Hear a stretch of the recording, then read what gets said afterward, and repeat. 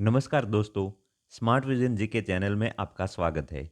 अपने चैनल में हम लुसेंट सामान्य ज्ञान पुस्तक से तैयार किए गए 1000 प्रश्नों की एक वीडियो श्रृंखला शुरू कर रहे हैं।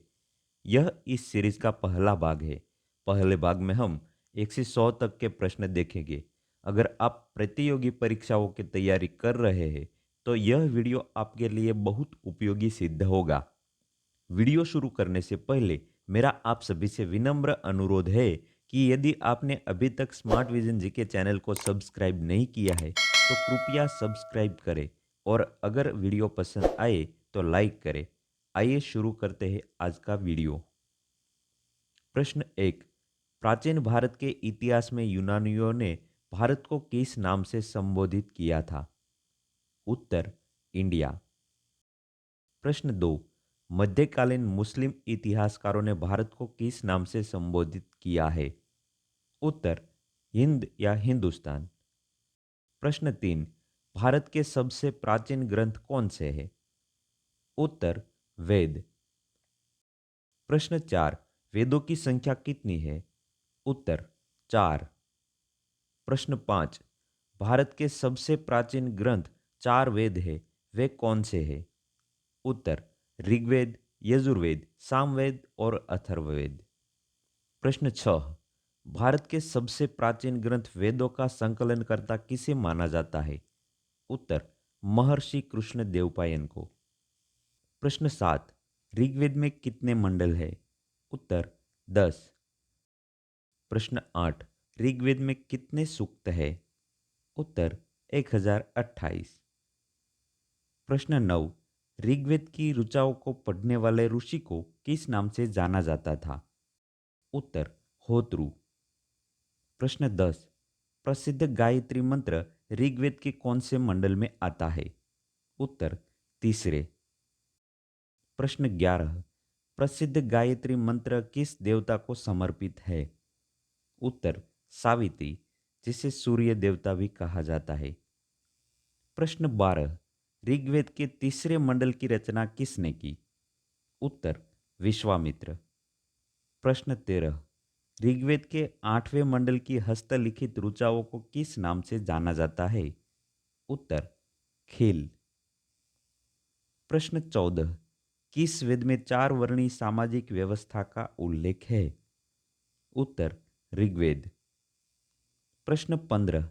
ऋग्वेद के किस सूक्त में चार वर्णों का उल्लेख है? उत्तर पुरुष सूक्त। प्रश्न 16। पुरुष सूक्त ऋग्वेद के कौन से मंडल में आता है? उत्तर 10वें मंडल में। प्रश्न 17। कौन सा वेद सस्वर पाठ के लिए मंत्रों और बलि के समय अपनाए जाने वाले नियमों का संकलन है? उत्तर यजुर्वेद। प्रश्न 18। यजुर्वेद का पाठकर्ता किस नाम से जाना जाता है? उत्तर अध्वर्यु। प्रश्न 19। किस वेद को भारतीय संगीत का जनक माना जाता है? उत्तर सामवेद। प्रश्न 20। सामवेद के पाठकर्ता को किस नाम से जाना जाता है?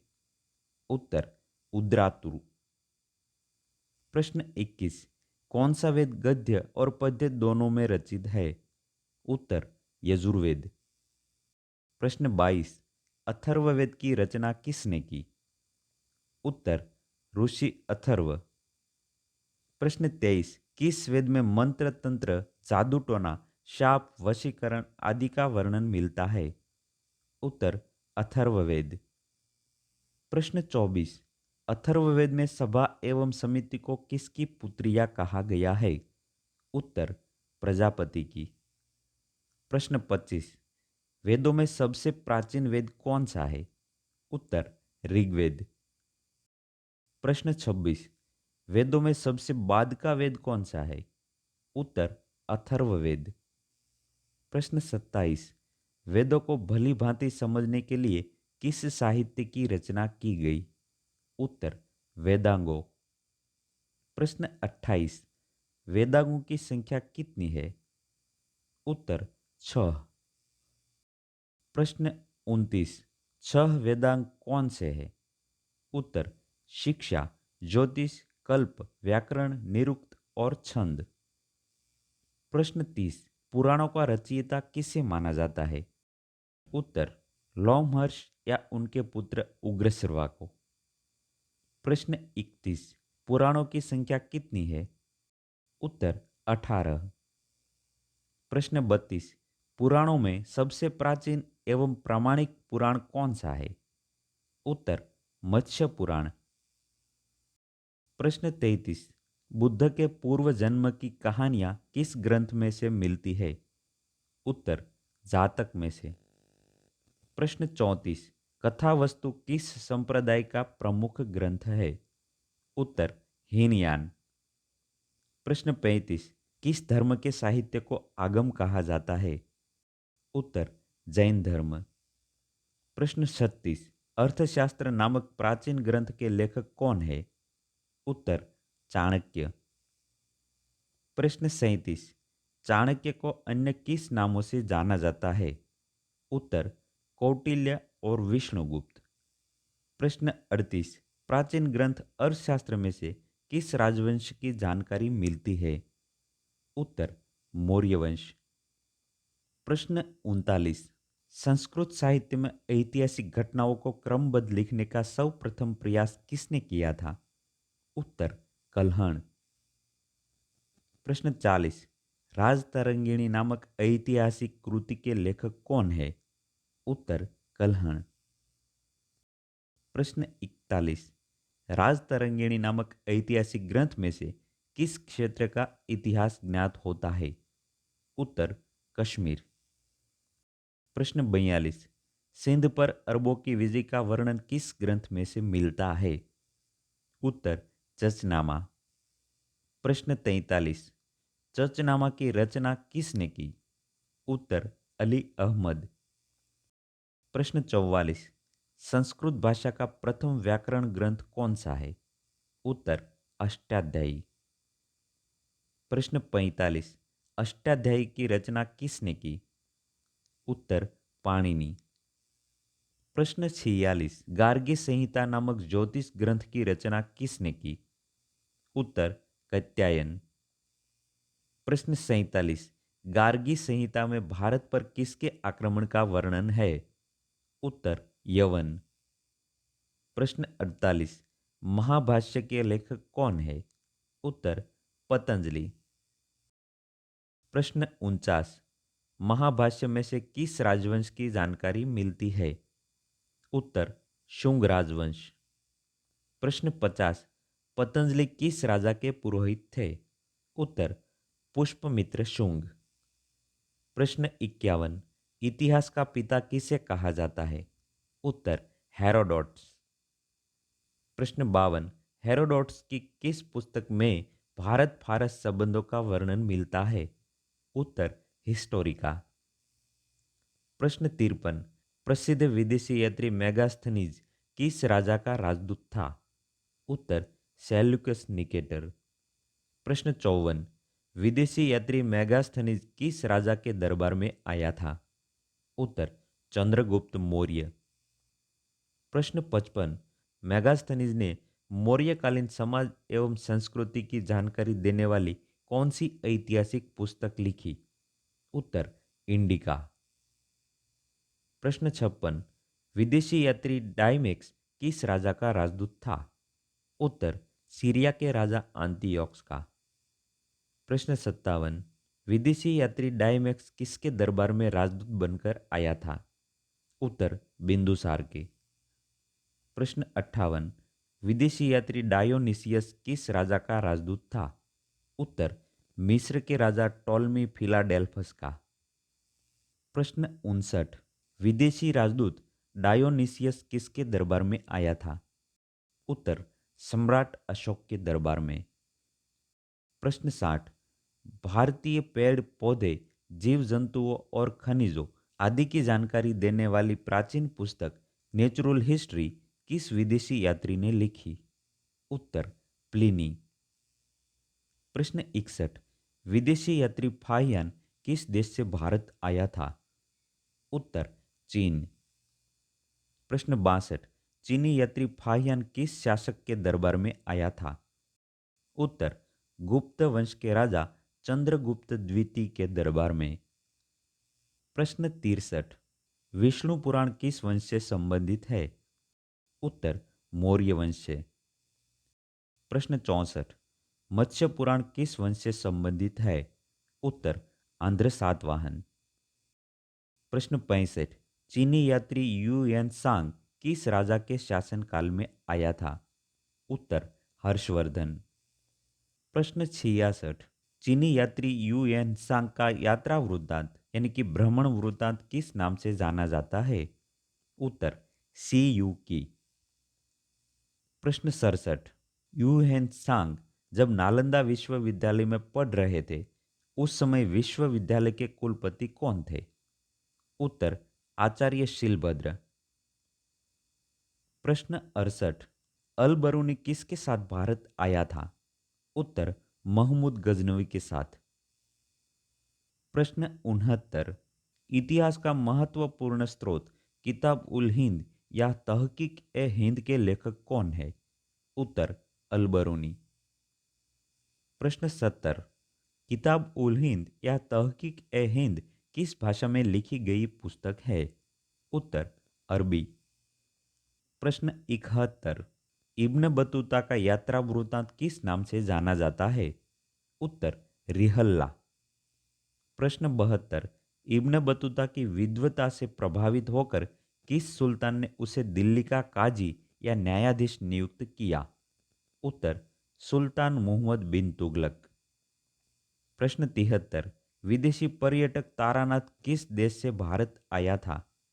उत्तर तिब्बत। प्रश्न 74। तिब्बती यात्री तारानाथ ने किन ग्रंथों की रचना की? उत्तर कंगूर और तंगूर। प्रश्न 75। भागवत धर्म मध्य भारत में विकसित होने का प्रमाण किस स्तंभ लेख में से मिलता है?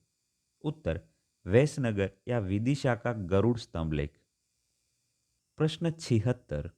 वैसनगर का गरुड़ स्तंभ लेख किसने बनवाया था? उत्तर यवन राजदूत हॉलियोडोरस ने। प्रश्न 77।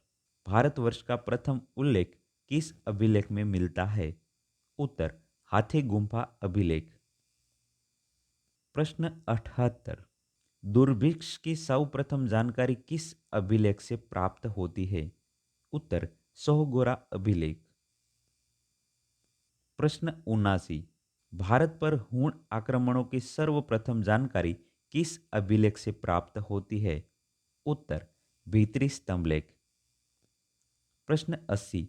सती प्रथा का प्रथम लिखित साक्ष्य किस अभिलेख से प्राप्त होता है?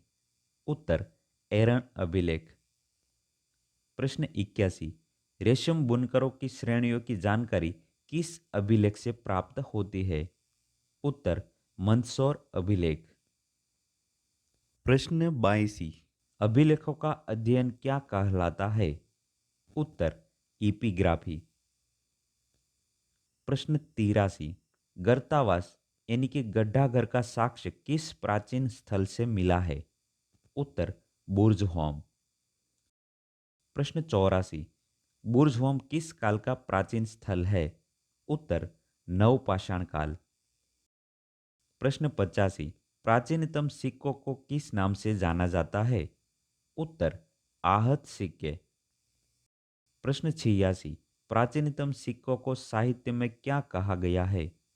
उत्तर कारशापण। प्रश्न 87। सिक्कों पर लेख लिखने का कार्य सर्वप्रथम किन शासकों ने किया था? उत्तर यवन शासकों ने। प्रश्न 88।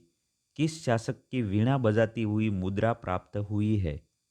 उत्तर समुद्रगुप्त। प्रश्न 89। हाथी गुम्फा अभिलेख का निर्माण किस शासक ने करवाया था? उत्तर कलिंग राजा खारवेल। प्रश्न 90।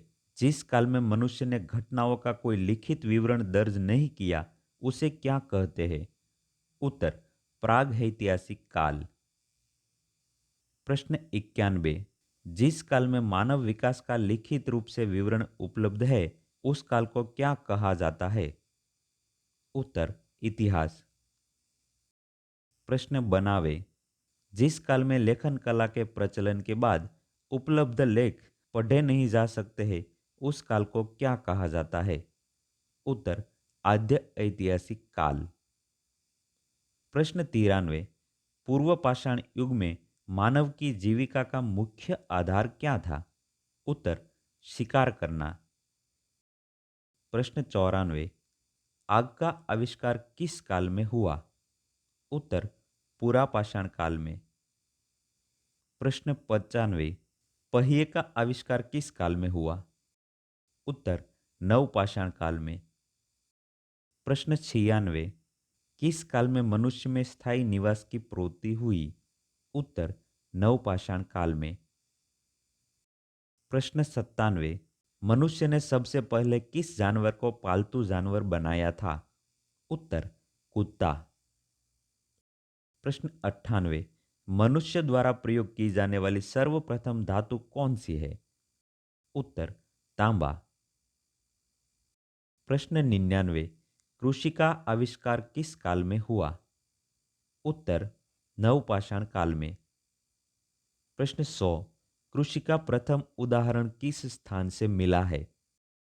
उत्तर मेहरगढ़।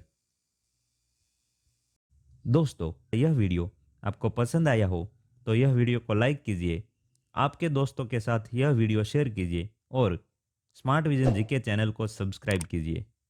वीडियो देखने के लिए धन्यवाद।